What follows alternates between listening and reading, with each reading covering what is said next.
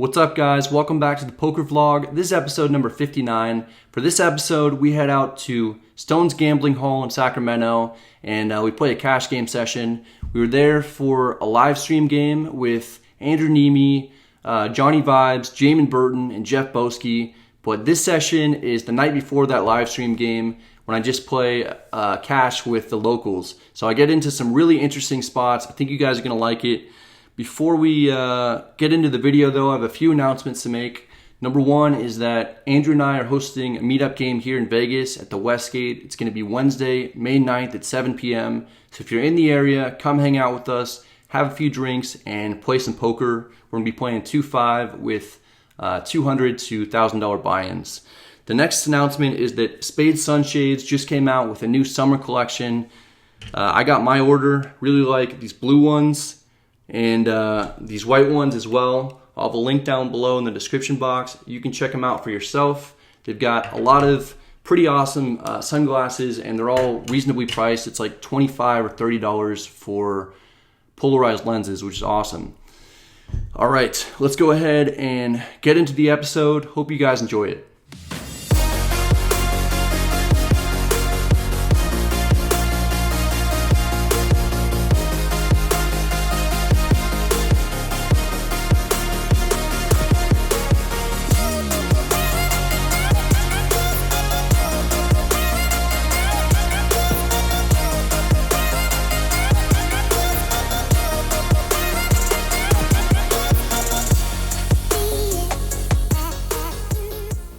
After watching the live stream that Stones has going that night and hopping in the booth for a little drunk commentary, we decided to play some poker. Andrew and Jamin are in one game together, Jeff is playing someone heads up, and Johnny's in a separate game. I hop into the 1-3 by myself, which is the largest game going at this hour.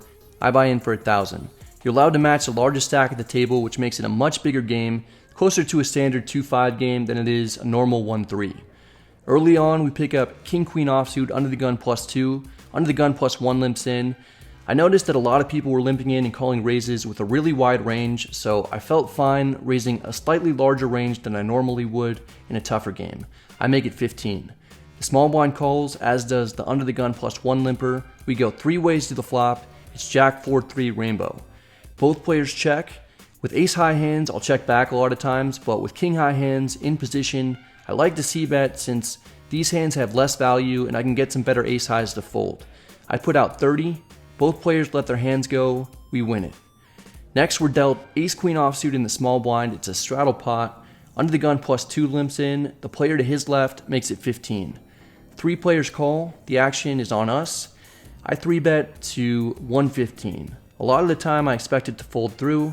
Not the case in this instance. The straddler goes all in for less. He only started the hand with 80. The pre-flop raiser shifts it for 120, so it's $5 more. Folds back to me, and I throw in the extra red chip for the call. The board runs out. It's 9-7-7, 10-10. Not a very good run out for us. We're probably losing or at best chopping. The straddler turns over pocket eights, so we're losing to him, but we still have a chance at the smaller side pot. Nope. The initial pre-flop raiser got it in with Jack 8 offsuit and drilled the straight on the turn to scoop the entire pot. Just the old standard Jack 8 off versus Ace Queen. Nothing either player could really do differently here. We're in a fun game. One orbit later, we're dealt Ace 10 offsuit in the small blind. Cutoff limps in. The button raises to 10. This hand is too good for me to want to fold to a late position raise, and it's not quite good enough to warrant a call. This one goes in my 3-bet category. I make it 40. The big blind calls, the cutoff and button call as well, so we go 4 ways to the flop. It comes King-Queen 4 with 2 hearts. I could go either way when it comes to checking or betting. The big blind and the button could have plenty of pocket pairs that didn't connect with the board, but they could also have a hand like Ace-King or maybe even Queens. The limper and the cutoff shouldn't connect with this board very often unless he has pocket 4s. I'm drawing to the nuts and I'm stuck, so I go for the c-bet. I put out 115. We get lucky, it gets through this time, all the players fold pretty quickly. Making a pair's hard, so I'm glad we've been able to win a few without doing that. Now we've got ace-queen offsuit in middle position. Under the gun opens to 11. I don't like calling because some players may call behind me and I don't want to go multi-way out of position. I 3-bet to 35. This gives me the chance to win the hand without seeing a flop. Instead, the big blind calls. It's the same player who ripped it earlier with Jack-8 offsuit.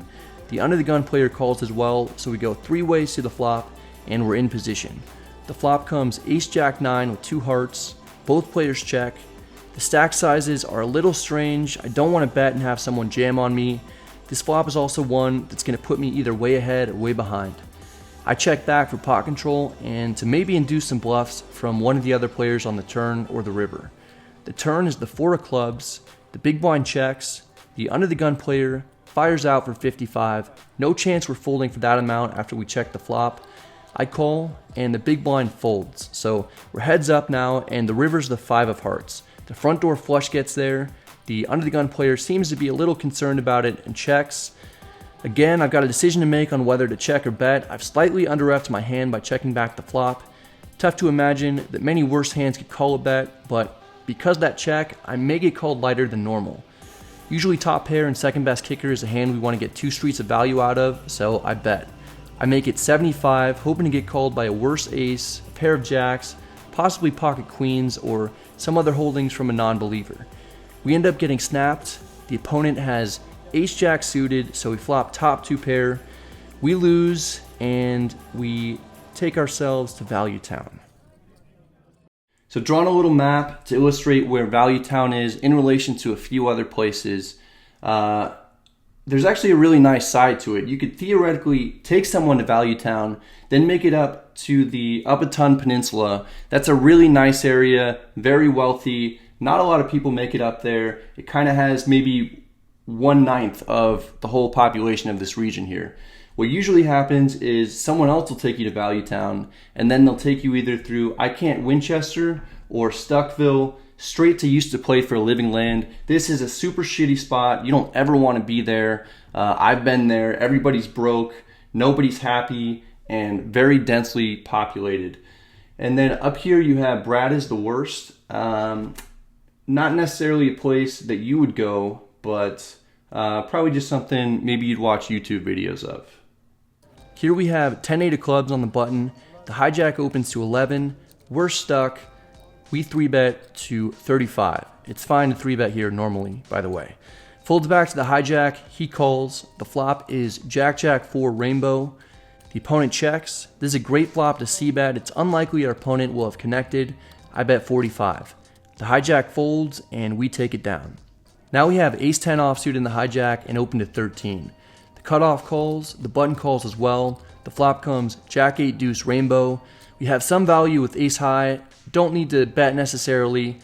We check and the players check behind. The turn is the Jack of hearts. I check, cutoff checks. Now the button bets 25, so she could be doing this with a draw or any 2 pair. I go for the check raise, I bet 90. I just don't think she's that strong. Not really sure what I'm representing at all. Mainly just a jack, I suppose, or looks like some kind of combo draw. The good news is that in 1-3, a lot of times people are mostly concerned with what their holding is, rather than if what you're doing makes any sense. I just thought the button was weak and didn't think the cutoff had anything good after he checked it twice. Evidently, the cutoff has a hand that's strong enough to call my check raise though, and so does the button, so we don't really know what we're up against, and we're pretty much totally done with this hand. The river is the 6 of hearts, the flush draw gets there. I check because I'm done doing stupid things. The cutoff bets 120, and the button shoves for 360 total. I fold. The cutoff tank calls with pocket 8s, so he's got a boat, and surprisingly that's not good. The button shows Jack-6 of spades. Weird hand. Everyone makes a full house except for me. In this one, we have Ace-10 of spades, under the gun +2. The under the gun +1 player limps in. I raise to 20. I've increased my raise size because people are not folding for anything pre-flop. I need to punish them. Clearly, I didn't make it enough because I get calls from the player in middle position, the small blind, and from the under the gun +1 limper. We go 4 ways to the flop. The flop is Ace-6-6 rainbow, checks to me. I bet 40. The small blind is the only caller. The other players all fold. The turn is the 4 of diamonds. The small blind checks. I bet 85. The opponent folds. We finally win one legitimately. Before, we've just been losing and bluffing with mixed results. Next, we pick up pocket 10s under the gun +2. The under the gun player straddles, under the gun +1 calls a 6. I raised to 25. The big blind calls, he's the player who got it in with Jack-8 offsuit pre-flop earlier against us. Under the gun +1 calls as well, so the three of us see the flop. The dealer puts out 10-8-6 rainbow. Not the worst flop I've ever seen. We have top set, and it checks to us. I bet 25. The big blind calls, the under the gun +1 player folds, so we're heads up. The turn is the 9 of hearts. The big blind checks. There are plenty of combinations containing a 7 that are beating us, and Queen Jack gets there as well. But this player has lost a lot of money after beating me with the Jack-8. He's rebought and seems to be on tilt. I've seen him make some light calls, so I go for some thin value. I bet 50. I'll definitely get calls from any sets or 2-pair hands from this opponent. If he raises, I can either call or fold depending on how much he makes it. Looks like he's debating between calling and folding though. He ends up calling. Feels like we're in the lead. The river is the king of hearts, so the backdoor flush draw gets there. The opponent checks. There's no strong reason to believe that we're behind. I go for value again. This time I bet 110. We get snap called, so we're not feeling great. Seems like we might be up against a 7. We roll over our set. Sure enough, it's good. We take someone else to Value Town. Took someone else to Value Town. Took someone else to Value Town. 2 hands later, we're dealt pocket aces under the gun and open to 15. The hijack calls and the button calls, who was our opponent in the last hand. The flop comes Jack-8 with 2 hearts. I bet 25. The hijack folds and the button calls. Not sure if he's after me or has a legitimate hand, but I know he's fond of playing Jack-8. The turn is the 10 of clubs. I go with the check here to see what my opponent wants to do. He bets 30. He'd probably bet more if he had trip jacks, unless he's trying to sucker me in with a boat. Probably bet more with a straight as well. More likely he has a weak 2-pair hand. I just flat the 30. The river is the 3 of diamonds. I don't want this to check through when I'm going to be ahead a lot of the time here. I bet 100. I'm hoping it'll look like I'm bluffing with a missed draw. The opponent calls. Not sure what he has, but aces are good. Once again, we take him to Value Town. That was the last interesting one before the rest of the guys and I are ready to head back to the hotel. We rack up and book a small win of $212.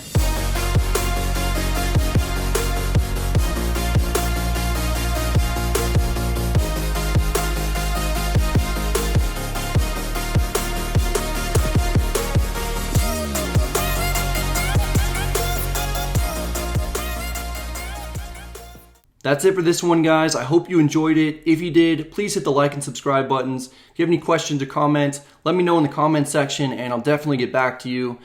A few things I want to go over real quickly. Number one is that we've got the meetup game on Wednesday, May 9th. So if you're in Vegas, come check that out. And also get your spades, sunshades, sunglasses. I'll have the link down below in the description box for free shipping for that. Let's see. You guys might have heard, on a more serious note, about what happened with 3Bet Panda. He's an Instagram poker player.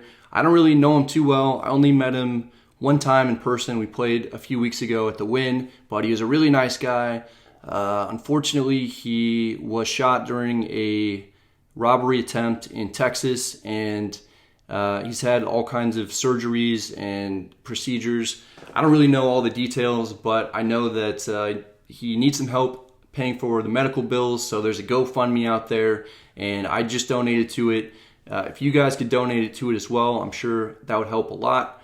And I just think it's nice if we all kind of come together as a community to support other poker players. Last thing I want to talk about is that a lot of you were nice enough to send me some mail. Haven't gotten to it in a long time. I was kind of concerned that a lot of it was going to be for Cosmo. Some of it was addressed to Cosmo, and I just wasn't really ready to open it or read the letters until now. So I just did that, and let's go over some of the things that I got. So Anthony, he sent me a few things for Cosmo, and I was laughing when I opened them. Shirts. One says Babe Magnet. This one has a gold chain. And this one says, bitches love me. So, like I said, it's for Cosmo. A little bit too small for me to wear. I'm going to try and get it to him. We'll see. I've got some mutual friends with the ex-girlfriend. And maybe the mutual friend can get it to Cosmo. Maybe we'll get some pictures of him wearing it. Also, he sent me this really cool bottle opener, Ace of Spades, pretty awesome. I got a letter from Sandeep. He asked if I could sign this Ace of Spades card and send it back to him. Sure, Sandeep, I'll do that. Sounds good, man. Got a really nice card from someone from Genoa, Illinois with $20 in it. So thanks a lot. And that one, I can't really, it was signed, that's the only name on it. I think it says Uncle Richie on it. So thanks, Uncle Richie. That was for my birthday, so thanks, man. I got a nice letter here from Detroit Dave. Says, I can't afford a $100 dinner. How about a $10 lunch? Sure, yeah, we could do a $10 lunch, maybe a $5 beer. Jim Marlowe from Cambridge in the UK, he sent me 4 $10 gift cards to Starbucks. Very cool. Thanks a lot, Jim. And then I'm gonna butcher this name for sure, but Sao Wing Yip from Hong Kong sent me this card protector. I don't know if you guys can see it very well, but there's a cat on there. Looks like Cosmo. Just because I don't have Cosmo anymore, I still like cats, so thanks, man. Jennifer R, she spells her name Jinnifer. She is living in Vegas when she wants to know if I have a room to rent. She says the UPS store address where people have sent these letters and packages is perfectly triangulated between her 3 best friends' houses, and she'd love to live close to them. Clearly, Jennifer's trying to hook up. Travis Berry, he sent me 3 of these.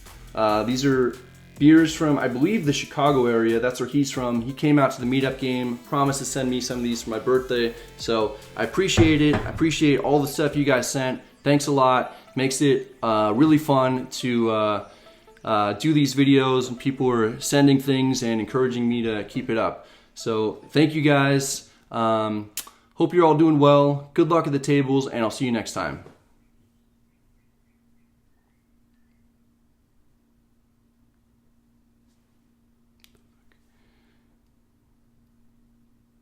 I don't know why people think that's awkward. It's just